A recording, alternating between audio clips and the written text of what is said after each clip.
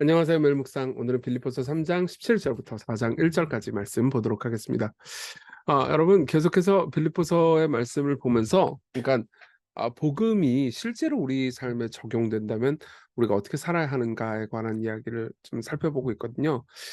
근데 빌립보서 전체를 지배하는 내용, 그러니까 예수 그리스도께서 이 땅에 우리를 위해서 오셔서 하신 일들이 무엇인지, 그리고 그분이 그로 인해서 어떤 영광을 얻으셨는지를 다시 한번 좀 기억하면서 늘 본문을 보셨으면 좋겠어요.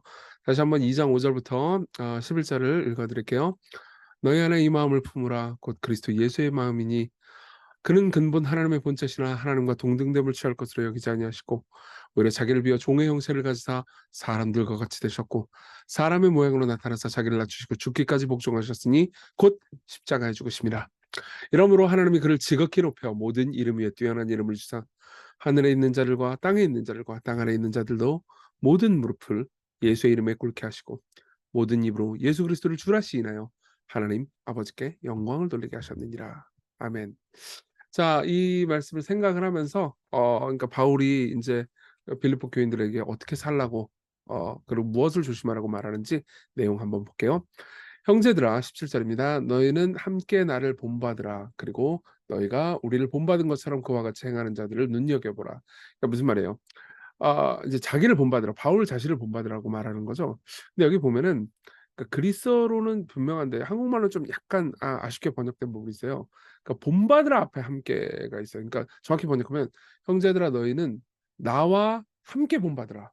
나와 그러니까 나를 본받으라는 얘기를 하고 싶은 게 아니고 나와 함께 누군가를 본받으라는 거죠. 누구를 본받아야 될까요? 당연히 예수님을 본받으라는 거죠. 그러니까 바울은 이렇게 얘기하는 거예요. 나는 예수님을 본받고 있다. 너희들도 나와 함께 예수님을 본받아야 한다. 물론 바울은 자기를 본받으라는 말도 고린도전서에서 했어요. 근데 여기서 이제 주로 얘기하고 싶은 것은 뭐 바울이 예수님을 본받고 있으니까 자기를 본받으라는 말을 해도 좋지만 또 지금 바울은 그리스도를 너희들은 나와 함께 본받아라 이렇게 이야기를 하고 싶은 거죠. 그리고 너희가 우리를 본받은 것처럼 그와 같이 행하는 자들을 눈여겨보라. 예. 여기서 행하다라는 말은 그러니까 걷다라는 말이에요. 이 근데 이제 이거는 단순히 이제 어떤 특정한 한 행동, 한 시점의 한 행동을 의미하는 게 아니고 쭉 오랜 기간 동안에 지속적으로 걷는 거는 그런 거잖아요. 오랜 기간 동안 더벅더벅 그러면서 계속 어떤 한 방향으로 쭉 가는 거죠. 그쵸? 그러니까 예수 그리스도를 한 사건만 본받는 게 아니고 삶 전체를 통해서 계속해서 그분을 따라서 걷는 것, 그분을 따라서 행동하는 것을 말하는 거죠. 그러면서 이렇게 얘기합니다. 이제 이 누군가를 주의하라고 하는데요. 내가 여러 번 너에게 말하였거니와 이제도 눈물을 흘리며 말하노니 여러 사람들이 그리스도의 십자가의 원수로 행하느니라. 여기서 여러 사람들은 누구를 가리키는 걸까요? 나는 기독교를 핍박합니다 이런 사람들일까요? 그러니까 대놓고 무신론자들이나 혹은 이 저기 다른 종교를 가진 사람들, 당시에 기독교를 싫어하는 사람들을 의미하는 게 아니죠. 오히려 기독교인들 가운데서 십자가를 나는 십자가를 믿습니다라고 하지만 실제로는 십자가를 믿지 않는 사람들, 십자가의 원수로 행하는 사람들을 가리키는 거죠. 그들은 어떤 사람들일까요? 19절 그들의 마침은 멸망이요 그들의 신은 그들의 하나님은 배요 배요 배. 예. 그러니까 먹는 게 그들의 신이에요. 그러니까 단순히 저처럼 먹는 거 좋아하는 사람 그런 걸 의미하는 게 아니고 그러니까 이 땅에서 먹고 마시고 만족할 수 있는 것에만 관심을 가진 사람이죠. 그 영광은 그들의 부끄러움이 있고 땅의 일을 생각하는 자라. 보세요. 이런 사람들은 십자가의 원수입니다. 왜 그럴까요? 예. 십자가라는 것 자체가 예수께서 우리를 위해서 십자가를 지셨다는 것 자체가 이 땅에서 고난을 당하는 거잖아요. 이 땅에서 왜 고난을 당할까요? 하늘에서의 영광을 위해서잖아요. 그렇죠? 그럼 생각해 보세요. 이 땅에서의 영광만을 위해서 기독교를 이용하는 사람은 당연히 십자가와 상관없는 사람이겠죠. 예. 그러니까 이 땅에서 고난받기를 거절하는 사람들은 십자가와 상관이 없는 사람들이죠. 여기서 말하는 그들은요. 교리적으로 뭘 잘못했다라기보다는 그러니까 기독교 신앙을 사용해서 이 땅에서의 영달만을 추구하는 것. 그게 바로 이 십자가의 원수다. 자연스럽게 십자가의 원수가 될 수밖에 없죠. 예. 근데 우리는 그러나 우리의 시민권은 하늘에 있는지라 당시에 로마 시민권을 가진 바울의 상황을 한번 생각해 보면서 이 말을 묵상해 보셨으면 좋겠습니다. 당시에 로마 시민권은 굉장한 특권이었어요. 그리고 바울은 태어날 때부터도 이 로마 시민권을 이미 가지고 있었습니다. 그러나 이제 바울은 자신이 가지고 있는 로마 시민권은 이제 자신의 정체성과 의미를 정하지 않는다고 생각해요. 하늘에 있는 하나님과 함께 있는 하나님 나라의 시민권이 자신의 진짜 정체성이라고 생각했던 거죠. 거기로부터 구원하는 자 곧 주 예수 그리스도를 기다리노니 그는 만물을 자기에게 복종하게 하실 수 있는 자의 하나님의 역사로 우리의 낮은 몸을 자기 영광의 몸의 형체와 같이 변하게 하시리라. 그러니까 우리에게는 하늘에서 약속된 것, 하늘의 영광스러운 부활과 영광, 놀라운 것들이 다 약속되어 있는 거예요. 그렇기 때문에 4장 1절 그러므로 나의 사랑하고 사모하는 형제를 나의 기쁨이요 면류관인 사랑하는 자들아 이와 같이 주 안에 서라. 이렇게 이야기를 합니다. 주 안에 서라. 여전히 견디고 인내하고 하나님을 신실하게 바라봐라. 그러면서 여러분들이 생각해야 되는 건 뭐예요? 우리가 생각해야 되는 건 내가 이 땅의 시민이 아니고 하늘의 시민이라는 것. 그걸 기억합시다. 보세요. 그건 굉장히 여러 가지를 말해줍니다. 그거는 이 땅에서의 신분과 이 땅에서의 성취가 하늘과 꼭 이어지지 않을 거라는 거예요. 예. 그래서 옆 나라에서 뭐 대단한 사람이라고 해가지고 이 우리나라에서 대단한 사람인 건 아니잖아요. 군대 있을 때도 옆중대, 군대 갔다 온 사람은 알겠지만 옆중대인 사람은 나보다 계급이 높아도 그냥 아저씨죠. 예. 그러니까 이제 그런 것처럼 우리의 진짜 소속, 우리의 시민권은 하늘에 있다 이렇게 이야기를 하는 겁니다. 그래서 적용을 하자면요. 하나님 나라의 시민으로서의 삶을 한번 고민해 보셨으면 좋겠습니다. 예수님을 본받는 삶. 바울은 자기가 예수님을 본받고 있기 때문에 함께 자기를 본받으라고 말하죠. 그죠? 바울과 성도들을 본받는 삶의 특징은 신실하게 하나님의 뜻을 따르면서 걷는 삶이에요. 그러면요, 어떻게 됩니까? 이 땅에서 배를 불리고, 그러니까 하나님의 은혜 없이도 안온하게 먹고 평안하게 살아가는 삶하고는 거리가 있죠. 예. 사실 우리가 기도를 하는 대부분의 이유는 기도하지 않아도 행복하게 살 수 있는 환경을 하나님이 주시도록 기도하는 경우가 많아요. 예. 무슨 말인지 이해되세요? "돈을 주세요, 돈을 주세요." 왜 돈을 달라고 기도할까요? 예. 하나님의 영광을 위해서 이 땅에서 하나님의 사업을 그분이 놀라운 능력과 영광을 받도록 교회의 영광을 위해서 우리가 기도하지 않죠. 그냥 나 먹고 살 거 위해서 기도하잖아요.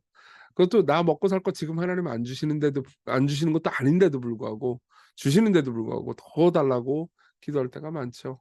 예. 그는 사실은 이 십자가를 따라서 행하는 삶이 아니라는 겁니다. 이 말이 여러분들에게 강하게 들릴지 모르겠지만요. 보세요. 예수님을 단순히 이 땅에서의 삶에 그분을 따르는 삶을 국한시킬 거면은 하늘에서의 약속과 하늘 시민의 영광이 무슨 의미가 있겠습니까? 예. 그죠? 그리스도, 바울 그리고 성도들의 공통점은 고난받는 삶이라는 거예요. 그들은 이 세상에 속하지 않았기 때문에 복음으로 인해서 고난을 받습니다. 예. 여러분들이 십자가를 생각할 때 나 이제 구원받았고 천국 가는 티켓 확보했으니까 이제는 이 땅을 위해서 내가 잘 먹고 잘 사는 그냥 평안하고 행복한 삶 이렇게 생각하면은 우리는 하나님 나라 시민의 삶을 사는 건 아닙니다. 여러분들의 관심사가 하나님 나라에 있습니까? 여러분들의 관심사가 하나님 나라의 확장과 그분의 영광이 높아지는 데 있습니까? 만약 그렇지 않다면요. 우리는 신앙을 그냥 이용하기만 하는 거고 우리의 진정한 시민권, 하나님 나라의 시민권에 대해서 관심이 없는 거겠죠. 자, 그러면 어떻게 해야 됩니까? 세상의 본이 되도록 성장해 가야 합니다. 카슨이라는 주석가가 하는 말입니다. 한때 그리스도인들은 어떻게 죽는 것이 잘 죽는 것인지를 아는 사람들로 알려졌다. 그러니까 어떻게 죽는 것이 행복한 죽음인지 세상의 본이 되는 모본이 되는 사람들이었다는 거죠. 새로운 그리스도인 세대에게 어떻게 죽고 어떻게 슬퍼하며 어떻게 신뢰하고 어떻게 싸우지 않으면서도 오히려 인내와 겸손을 간직하고 다른 신자들과 의견을 달리할 수 있는지 보여주지 않겠는가. 예. 여러분 이 말을 짧게 요약하자면요. 우리에게 하늘 시민권이 있고 우리의 가장 위대한 재산은 지금 이 땅에 등기부등본이 있는 게 아니고 하늘에 있다라는 것을 믿는 사람의 삶으로서 살지 않겠느냐 이렇게 물어보는 거죠. 여러분 그분이 예수님이 여러분들을 어떻게 귀하게 생각하는지를 생각해 보십시오. 여러분들은 '나는 재산도 외모도 뭐 아무것도 없으니까 이 땅에서 아무것도 아닌 존재야.'라고 생각할 수 있지만요. 우리는 예수님의 면류관이고 기쁨이에요. 바울은 뭐라고 말하죠?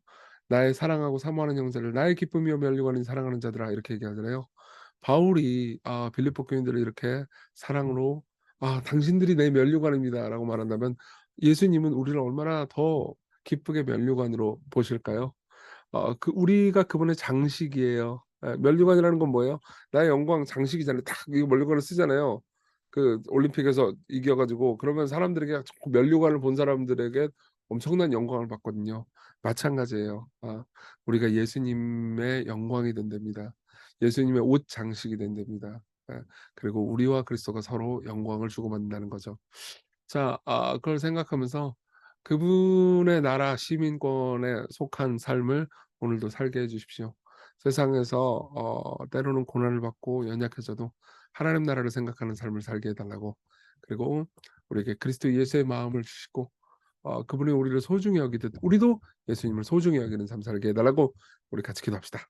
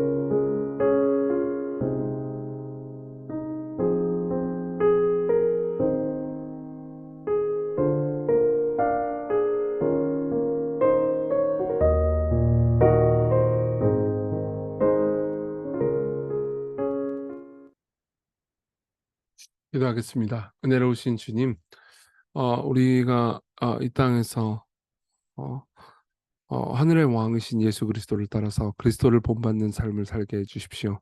그리고 당신을 따라서 우리가 이 땅에 관심이 있기보다 하늘의 영광에 관심을 두고 살게 하소서. 예수님 이름으로 기도했습니다. 아멘. 네, 하나님의 은혜 안에서 오늘 기쁜 하루 되세요.